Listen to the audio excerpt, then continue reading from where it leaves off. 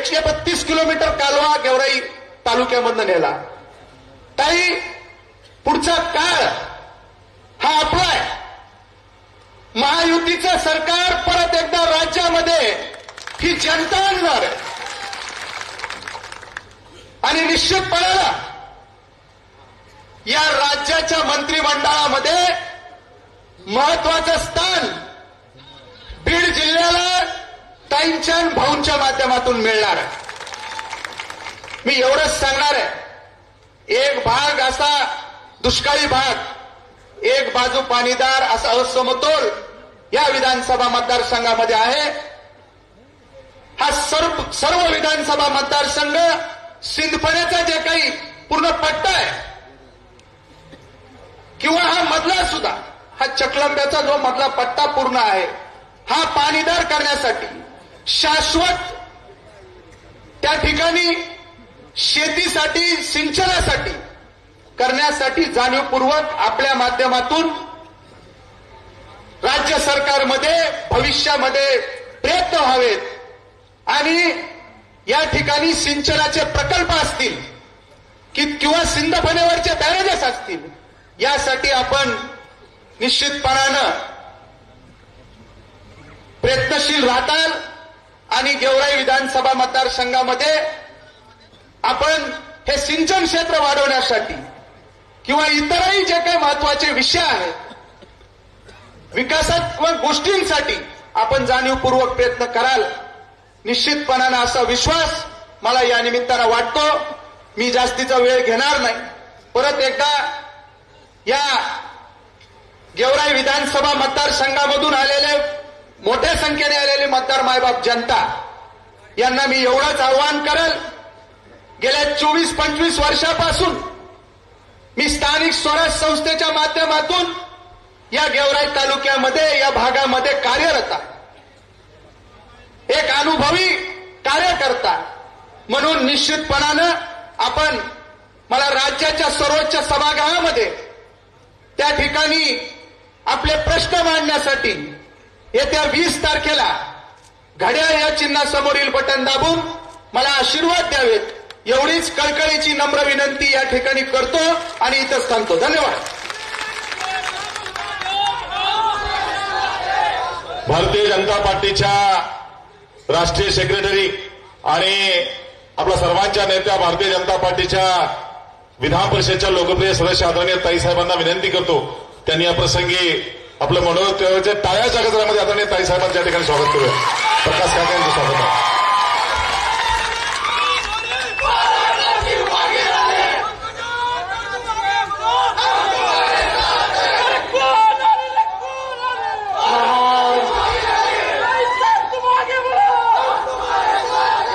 महायुतीचे म्हणजेच भारतीय जनता पार्टी, राष्ट्रवादी आणि शिवसेना, रिपाई, कवाडे गट आणि इतर आमच्या महायुतीतील पक्ष या महायुतीचे अधिकृत उमेदवार या गेवराई मतदारसंघामध्ये अनेक वर्ष जे स्थानिक स्वराज्य संस्थेपासून काम करत आहेत ते विजयसिंह पंडित यांच्या प्रचारार्थ आयोजित केलेल्या या कार्यक्रमाला मंचावर विराजमान याच मतदारसंघाचं नेतृत्व ज्यांनी केलं आणि आता भावाच्या प्रचारासाठी काम करत आहेत, धाकट्या भावाच्या प्रचारासाठी ते अमरसिंह पंडित म्हणजेच भैया साहेब. मंचावर उपस्थित आमच्या भारतीय जनता पार्टीचे तालुक्याचे अध्यक्ष, ज्यांना स्वतः त्यांच्या ऑफिसमध्ये जाऊन मुंडे साहेबांनी तालुकाध्यक्ष पद दिलं होतं, प्रकाश काका सुरवसे. मंचावर उपस्थित रविकांतजी राठोड, भाऊसाहेब नाटकर, मुजीबभाई पठाण, किशोर कांडेकर, विजयकुमारजी गाडगे, शेख तय्यबभाई, गणूअबा खेडकर, कडुदासजी कांबळे, आप्पासाहेब आवटी, विनोद सौंदरमल, अनिल त्वरुकमारे, कुमार ढाकणे, विकास सानप. आमचे या निवडणुकीचे प्रभार ज्यांच्याकडे आहे ते श्रीकांतजी सानप, माझा धाकटा भाऊ बाळासाहेब सानप आणि फुलचंद बोरकर. खूप छान जिल्हा परिषद सदस्य म्हणून त्यांनी काम केलं मी मंत्री असताना. आणि उद्धवजी खाडे, मंचावर उपस्थित सर्व मान्यवर, सर्वांचे नावं लिहिलेले नाहीत, त्यामुळे जर तुम्हाला कोणाला राग काढायचा असेल तर ज्यांनी नाव लिहिले त्याच्यावर मी गेल्यानंतर काढा, माझं काही त्याच्यामध्ये दोष नाही. ज्यांचे नाव नाही झाले त्यांची मी दिलगिरी व्यक्त करते. आणि समोर एवढ्या संख्येने उपस्थित असलेली सर्व वडीलधारी मंडळी, सर्व युवा बांधव आणि आपापल्या घरातून ऐकत असलेल्या माता भगिनींनो, मी आपल्या सर्वांसमोर महायुतीची स्टार प्रचारक म्हणून उभी आहे. राज्यभरामध्ये सभा घेत आहे. उद्या मुख्यमंत्री एकनाथजी शिंदे साहेबांना पूर्ण दिवस दिलेला आहे. उद्या मी विदर्भात जाणार आहे, त्याच्या दुसऱ्या दिवशी नाशिकमध्ये जाणार आहे, पुणे पश्चिम महाराष्ट्राच्या सभा घेऊन आलेली आहे. आणि अशा वेळी आपल्या बीड जिल्ह्यामध्ये प्रत्येक उमेदवार हा महायुतीचाच निवडून यावा असा माझा प्रण आहे आणि त्याच्यासाठी मला योगदान द्यायचं. कारण माझी इच्छा आहे की 2019 मध्ये थोडक्यात हुकलेलं महायुतीचं सरकार हे यावेळी पूर्ण बहुमताने 24 मध्ये आपल्याला स्थापन करायचं असेल तर एक एक महायुतीचा उमेदवार हा प्रचंड मताने विजयी झाला पाहिजे. तुमच्या या ग्राउंडवर, या गावाच्या या अंगणात माझी काही पहिली सभा नाही. अनेक वेळा मी सभा घेतली, अनेक वेगळ्या कारणासाठी अनेक प्रचार सभा घेतल्या. पण राजकारणामध्ये कधी काय होईल आणि कधी कोणती युती होईल आपण सांगू शकत नाही. विजयसिंह पंडित जेव्हा जिल्हा परिषदचे अध्यक्ष होते तेव्हा मी ग्रामविकास मंत्री होते. मला वाटतं पहिला कुठे गेले इतकं, आता तुम्ही उमेदवार आहेत ना. अहो लहान भाऊ असं होतं, असं बघा तुम्ही नशिबवान आहेत बाई. असं तर ते तुम्ही जिल्हा परिषद अध्यक्ष होता आणि मी ग्रामविकास मंत्री होते.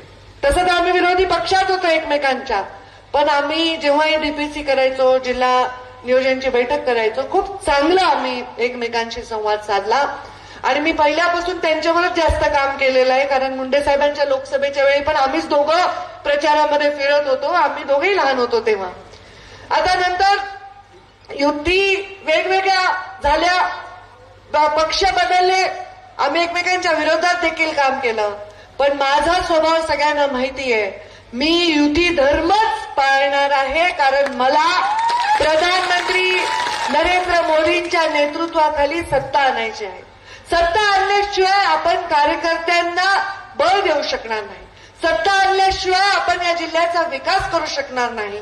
आणि म्हणून प्रत्येक आमदार आणण्याची जबाबदारी ही जशी महायुतीची स्टार प्रचारक म्हणून माझ्यावर आहे, तशीच इव्हन आमच्या महायुतीचे आमचे सोबती राष्ट्रवादीचे नेते अजितदादांनी सुद्धा सांगितलंय की पंकजाताई तुम्हाला जबाबदारी घ्यावी लागेल, तुम्हाला विजयराजेंचा प्रचार करावा लागेल, तुम्हाला बीडचा प्रचार करावा लागेल, तुम्हाला माजलगावचा करावा लागेल.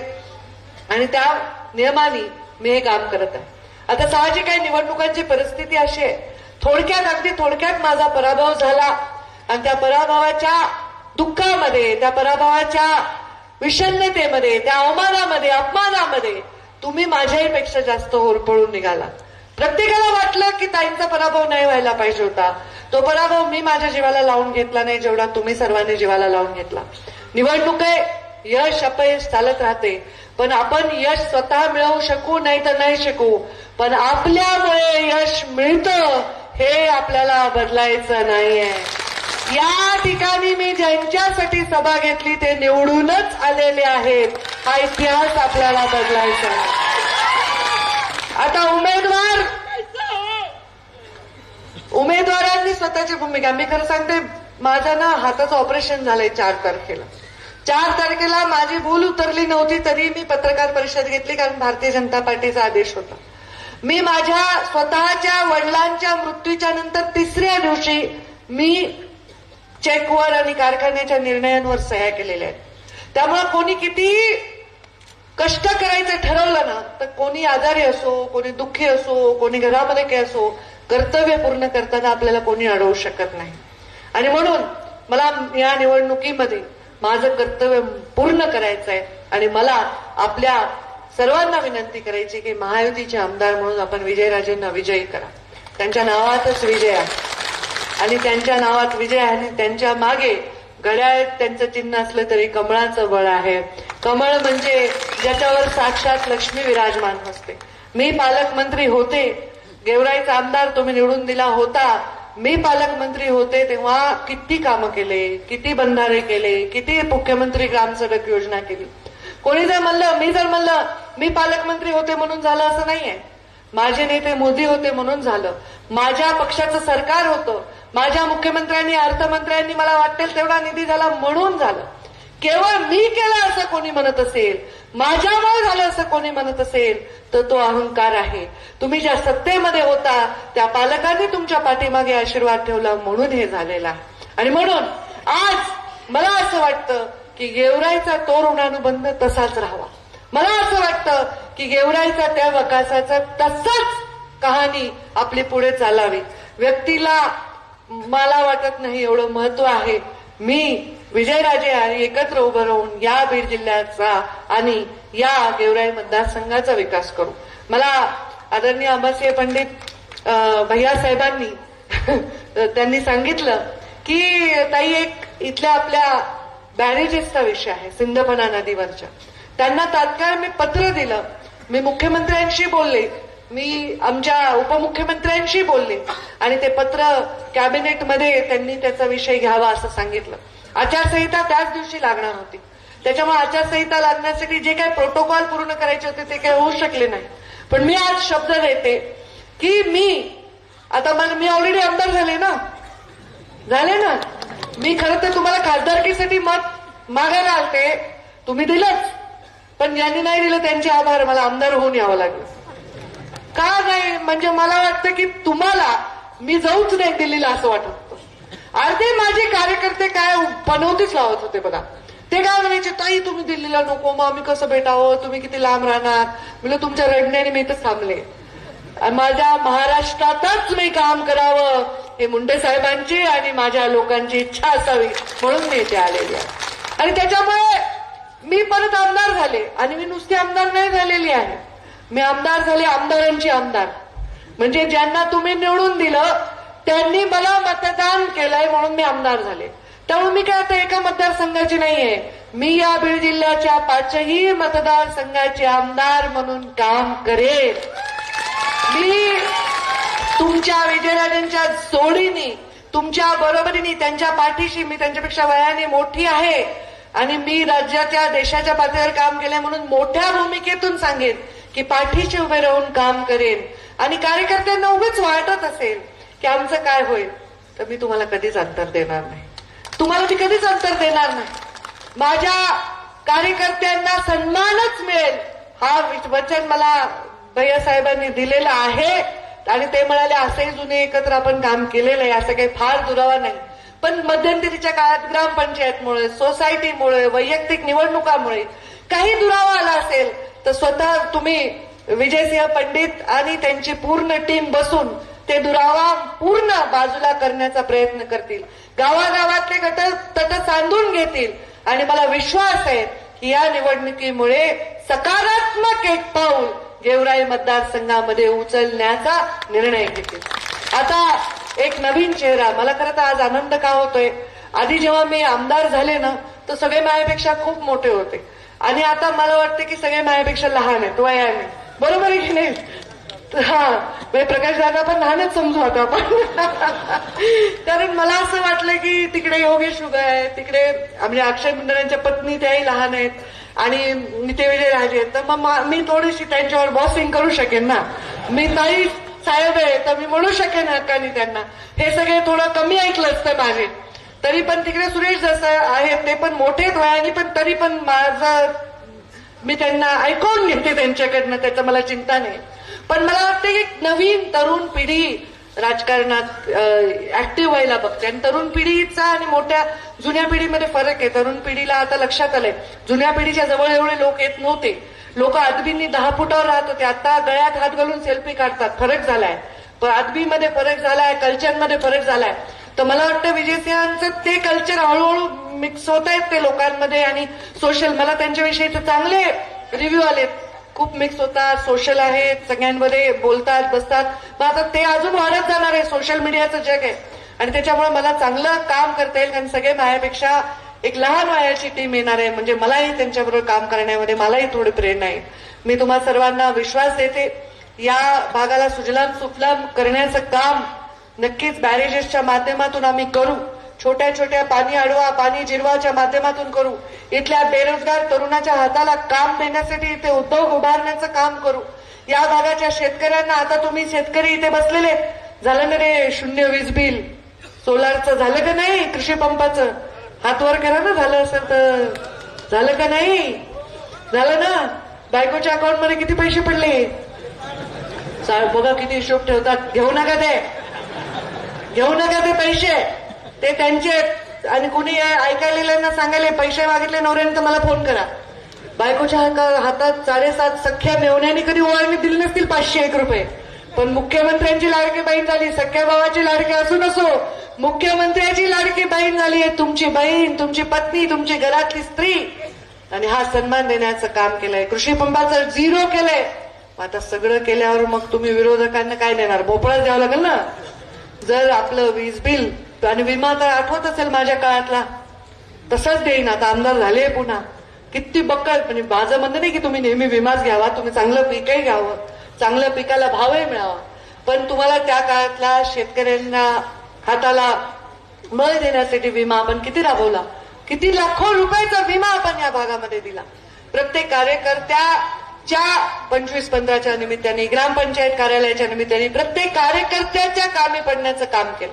प्रत्येक गावामध्ये ग्रामपंचायत कार्यालय, छोटं मोठं ग्रामीण रुग्णालय, प्रत्येक गोष्टीमध्ये जातीने लक्ष आपण देऊन काम केलं. आणि हे काम ह्याच्यासाठीच केले की या जिल्ह्याच्या जनतेला सुख मिळावं, फक्त नेत्यांना सुख मिळावं असं नाही. फक्त राजकारणच करायचं असतं तर मी माझ्या स्वतःच्या बहिणीला उमेदवारी देऊन त्याच्याच मतदारसंघात अडकून बसले असते.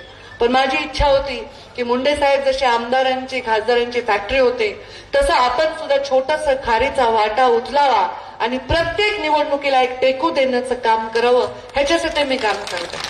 आणि म्हणून प्रीतमताई सुद्धा प्रचाराला लागल्या, आज पण त्या केजमध्ये प्रचाराला फिरल्या, कामाला लागल्या. आम्ही आणि आमचं घर आणि आमच्या घराचे पद हा पायंडा मोडून काढण्यासाठी, तुमचा विश्वास संपादन करण्यासाठी आम्ही हा निर्णय घेतलाय. मला पूर्ण विश्वास आहे, आता मी आले रणांगणात, मी झाले आमदार, प्रीतमताईंचाही विषय मी निश्चितच भविष्यामध्ये मिटवणार आहे, त्याच्याविषयी मला मनामध्ये चिंता नाही. पण आमच्या दोघींचं ध्येय काय की मुंडे साहेबांवर प्रेम करणाऱ्या लोकांना सतत न्याय देत राहू. आणि अन्याय झालेला तर मी सहनच करते, तुम्ही बघता, तुम्ही अनुभव घेतलेला आहे. तो अन्याय कधीही सहन करणार नाही, त्याच्याविषयी मी नेहमी बोलेन आणि त्यांच्या अन्याय झालेल्या प्रत्येक व्यक्तीच्या पाठीमागे उभी राहीन. फक्त तुम्ही यावेळी माझ्या पाठीमागे उभे राहा, कोणाही भूलथापाला बळी पडू नका. मी युती धर्मच पाळत आहे, युती धर्मच पाळणार आहे. मी या जिल्ह्यामध्ये, मी या मतदारसंघामध्ये कोणालाही उभं राहण्याची परवानगी दिलेली नाही किंवा मी कुठेही आतल्या बाजूनी कुठलाही निर्णय घेतला नाही. त्यांच्याविषयी माझ्या मनात वितुष्ट नाही, प्रेमच आहे सर्वांविषयी. पण शेवटी जेव्हा रणांगणामध्ये आपण उभे आहोत तेव्हा आपलं काम आहे धर्म पाळणं. आणि म्हणून या गेवराईच्या या रणांगणामध्ये माझा धर्म आहे तुम्हाला विजयराजेंसाठी मत मागणं, आणि तो मी पूर्ण करणार. आता कोणी म्हणेल ताई आपल्याला कम मत पडले, मी स्पष्ट बोलणारी आहे, स्पष्ट सांगते. आपल्याला लोकसभेमध्ये मत ट्रान्सफर नाही झाले, आपला पराभव झाला. पण मत ट्रान्सफर करणं ह्याचा दोष मी दुसऱ्यांना लावू शकत नाही. कारण मी ऐक ना बेटा, मी मत ट्रान्सफर करू शकते म्हणून सांगते, मी मत ट्रान्सफर करणारी आहे म्हणून सांगते. मी राज्यात गेल्या 15 वर्षात अशा निवडणुका लढलेल्या आहेत जिथे क्लिष्ट निवडणुका होत्या, पण लोकांनी माझ्या पाठीशी त्यांच्या आशीर्वादाचं बळ उभं केलेलं आहे. मत ट्रान्सफर करण्याची ती परिस्थिती आज आपल्याकडे आहे. म्हणून मी तुम्हा सर्वांना आव्हान करते, माझं नाक सुद्धा राहील की या जिल्ह्यातल्या जागा निवडून आणण्यामध्ये माझं योगदान आहे. आणि तुमचं प्रत्येक मतदान जरी घड्याळावर झालं तरी मी कमळावर मानून माझ्या जे कार्यकर्ते वर्षानुवर्ष माझ्यासाठी झटलेत, माझ्या पाठीमागे उभे राहिले, त्यांच्या पाठीशी उभे राहील. आणि क्वालिटीचं काम करू हाही शब्द देते. अजिबात कुठेही बिना क्वालिटीचं काम होणार नाही. हो ना विजयराजे? एक एक काम प्रत्येक गावातलं, हा सूर्य आणि हा जयद्रथ अशा प्रकारचा विकास आम्ही करून दाखवू. तुम्हाला जिथे कामाचा आम्ही फंडाचं पत्र येईल तिथे त्याचं नारळ फोडू आणि पुन्हा 6 महिन्यात ते काम उभं करून दाखवू, जनतेचा विश्वास संपादन करू. हा आपल्या सगळ्यांना मी वचन देते.